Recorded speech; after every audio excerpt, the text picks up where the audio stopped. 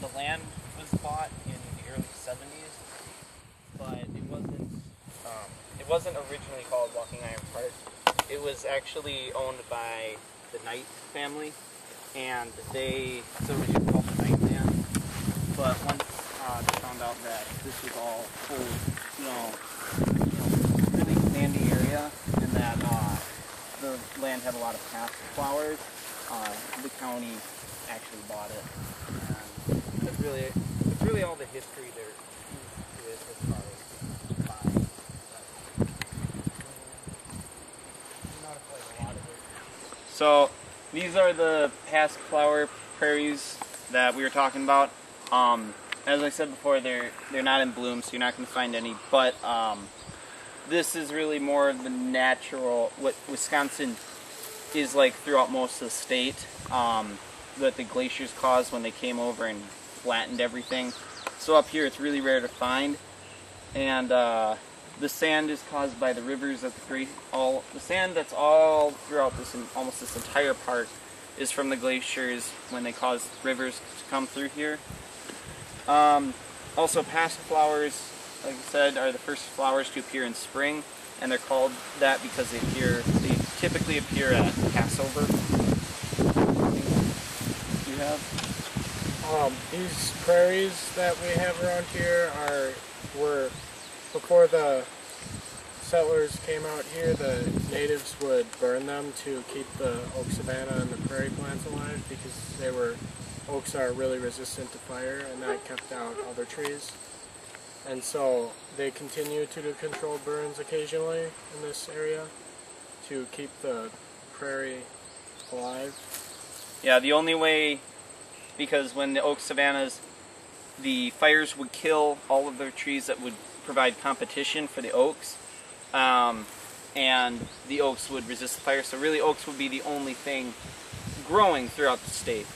But and the controlled fires here that are typically done around every year or so, when enough volunteers are able to do so, keep this like it is, how it's always been. Otherwise, throughout the rest of the state, you're not going to find as many oak savannas anymore, because natural fires are no longer allowed and are stopped right away, and there are very few controlled burns. Okay, so in order to escape the mosquitoes, we'll do this quick.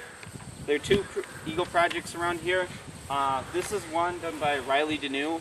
He, in 2008, I think it was, he built these two. He built two benches. One was put here. One is a little farther that way.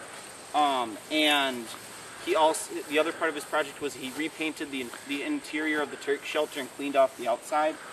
So that was his project. The other one, much bigger one, is that right behind us there's a trail that goes down the hill and comes all the way around and comes up back over there, and that's called the March Trail, and it was built by Jake Willie, and it's a really nice trail.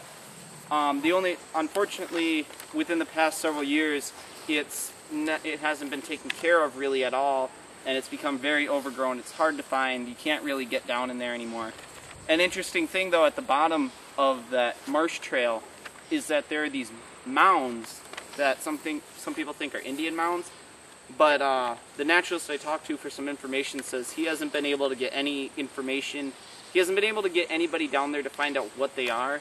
So as far as we know, there's still kind of a mystery as what these mounds are that are down there. So we'll keep moving now, get away from mosquitoes.